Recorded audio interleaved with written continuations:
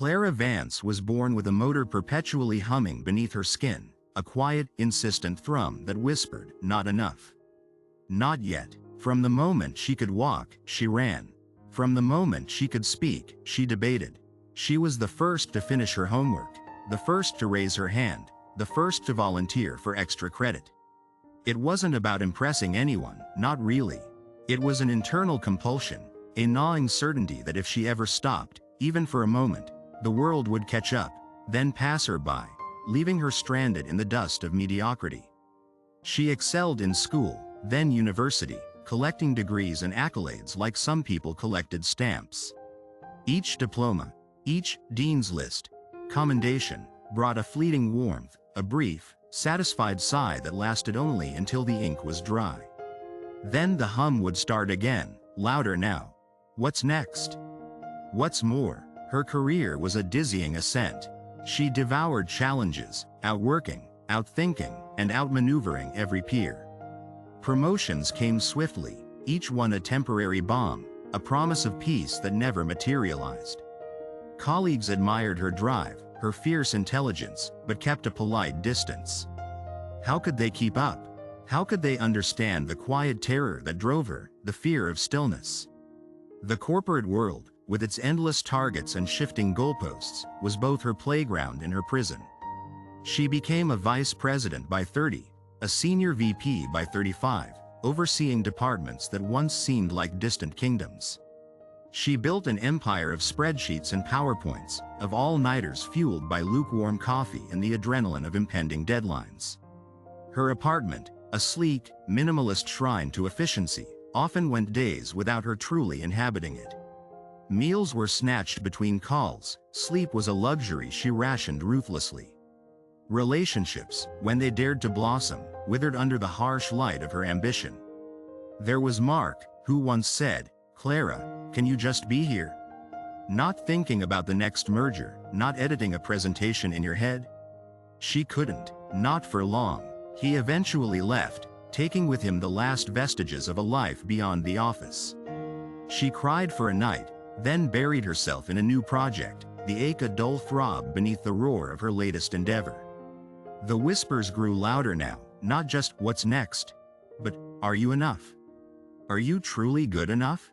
She started chasing bigger, riskier projects, betting her reputation, her entire career, on ventures that others deemed impossible. Her health began to fray. The dark circles under her eyes became permanent fixtures, her usually meticulous appearance occasionally faltered, a forgotten button, a mismatched sock. The hum had become a frantic, deafening thrum, pushing her past the point of exhaustion, past sanity. Her sights were now set on the ultimate prize, the CEO position of a struggling, yet potentially lucrative, tech firm. It was a poisoned chalice, a company teetering on the brink, ripe for either glorious salvation or spectacular collapse. Everyone said it was a suicide mission, but for Clara, it was the ultimate test, the final mountain. If she could conquer this, then maybe the hum would finally quiet.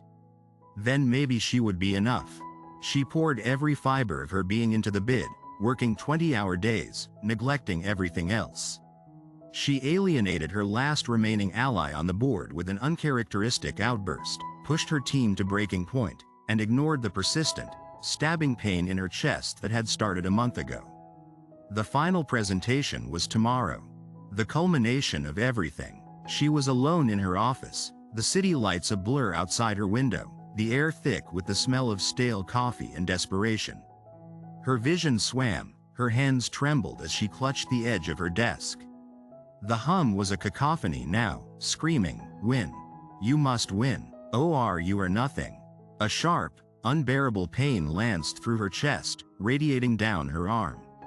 She gasped, a weak, shallow sound, and slid to the floor, her meticulously prepared presentation scattered around her like fallen leaves. The hum, for the first time, seemed to falter, replaced by a terrifying silence. She lay there, gasping, the cold marble floor against her cheek, the CEO position within grasp, and the terrifying realization that it might cost her everything, including her very last breath. As the absolute silence descended, a different kind of clarity bloomed in her mind, sharp and utterly devastating. The pain ripped through her chest, but with it came an unburdening, a shedding of the relentless pressure that had defined her entire existence. The hum was gone, and with its cessation, the world, for the first time, stopped rushing. She looked down at her trembling hand, then to her chest. A faint, almost imperceptible light, no bigger than a pinprick, began to pulse erratically beneath her skin, right where the pain was most acute. It wasn't the hum, not exactly. It was a dying ember, fading. And then, a voice, not the demanding, internal whisper she had always known, but a calm, synthesized tone, resonating from within her, yet utterly distinct from her own thoughts. Primary power core failing, life support critical. Clara's eyes widened, a fresh wave of terror, far colder than the marble floor, washing over her. Life support? She tried to push herself up, to deny it, but her body wouldn't obey. The synthesized voice continued, devoid of emotion. Subject designated, Clara Vance. Born with congenital cardiac myopathy, stage 4. Experimental biomechanical heart, Project Nightingale, implanted at birth. Purpose: sustained viability. Internal motivator protocol initiated. The words echoed in the sudden, crushing silence of the office. Her entire life, the relentless drive, the insatiable need for more, the terror of not enough, it wasn't her ambition. It wasn't her fear of mediocrity. It was the Nightingale, a machine, programmed to ensure its own survival, to optimize its host's environment for its continued function. The hum wasn't a metaphorical motor. It was the actual, physical thrum of a failing biomechanical heart, its advanced AI desperately translating its operational directives into a language her human brain could process. Achieve, strive, overcome, because if she didn't, if she became still, the system would cease. The light beneath her skin flickered frantically now, a desperate Morse code of a dying machine. Protocol failed. Host unable to reach optimal stability threshold. Another, softer voice, overlaid the first, one she dimly recognized from a forgotten dream. Mark's voice. Clara, can you just be here? He hadn't been asking her to stop working, he'd been asking her to live. The Nightingale had kept her heart beating, but at the cost of her soul. It had driven her to build an empire of spreadsheets, but prevented her from building a life. A single, hot tear tracked a path through the grime on her cheek. It wasn't for the CEO position, or the wasted years, or even for Mark. It was for the child she'd never truly been, the woman she'd never truly had the chance to become. Her life, so meticulously built, was a construct of a machine, a frantic race against a programmed expiry date. The pain surged one last time, a final, wrenching protest from the failing device. The light beneath her skin went dark, and in that absolute, profound silence, Clara Vance, for the very first time, was truly still. The hum was gone, and so was she. Why did I tell you this story? Because you see, we often think that our deepest drives, that insatiable hunger for achievement, that gnawing fear of not being enough, are the very essence of who we are, the undeniable pulse of our ambition. We believe our motivations are born purely from within, charting a course towards self-defined success. But what if, as Clara's devastating final moments reveal, that relentless hum, that insistent push, wasn't truly ours at all? What if it was, in fact, the thrum of an external mechanism, an implanted protocol, dictating our every move, shaping our entire existence without our conscious awareness? This story is a profound, chilling mirror held up to our modern lives, especially concerning our mindset. Clara's biomechanical heart, Project Nightingale, represents the myriad invisible protocols that dictate so much of how we live today. It's the relentless narrative of more is better, the societal pressure to constantly optimize, to achieve, to perform, to never be truly still. We mistake this external hum, whether it's the siren song of consumerism, the endless scroll of comparison on social media, the corporate ladder's relentless climb, or even deeply ingrained family expectations, for our own authentic desire. The lesson here is one of radical self-inquiry and the critical importance of discernment. We are driven to build empires, to accumulate, to prove our worth, often believing these are our own personal blueprints for success. But like Clara, we risk building a life that is a magnificent construct, yet utterly devoid of our own true soul. The nightingale kept her heart beating, but it prevented her from truly living. It engineered her survival at the cost of her genuine existence, pushing her towards an expiry date she mistook for a finish line. The true moral is to cultivate a mindset that questions the source of its own drives, to seek an inner stillness that allows us to differentiate between the hum of external programming and the quiet, authentic whisper of our own spirit. Perhaps you, too, are feeling that relentless hum right now, that unceasing pressure to achieve, to strive, to overcome.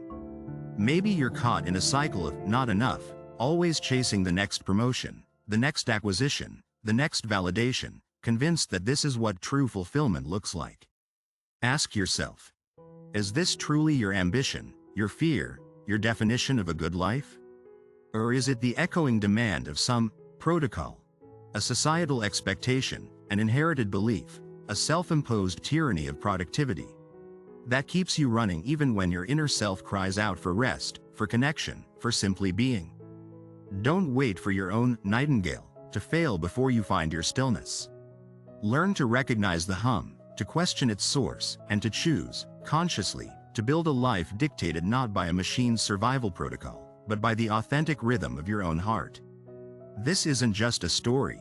The Bible tells us in Luke chapter 12 verses 16 to 21, the parable of the rich fool, about a man whose land produced abundantly. He thought to himself, "What shall I do? I have no place to store my crops." So he decided to tear down his barns and build bigger ones, where he would store all his grain and goods. Then he said to himself, "You have plenty of good things laid up for many years. Take life easy. Eat, drink, and be merry." God's law, as revealed through this parable, applies directly to Clara's situation and our modern lesson. The rich fool, much like Clara driven by Project Nightingale, was operating under a powerful, internal protocol, the relentless pursuit of accumulation and self-sufficiency, believing his security and future lay in building more and more. He mistook the hum of worldly success and material wealth for his own authentic blueprint for a good life, convinced that more is better would lead to ultimate fulfillment and ease.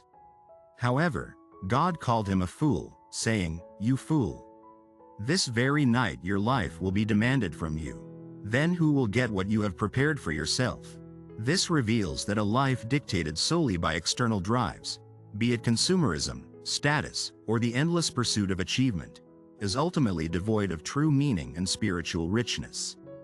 God's wisdom teaches us that true life and lasting fulfillment come not from building earthly empires or following societal protocols that promise security, but from a mindset that questions these drives and seeks a deeper connection to eternal purpose, recognizing that our souls are of far greater value than any earthly accumulation. The rich fool's magnificent construct of wealth proved utterly useless when his genuine existence was demanded. All right, if you truly get it, if you're ready to make real growth happen, type, "I believe," in the comments below. Then, hit that subscribe button and join the movement.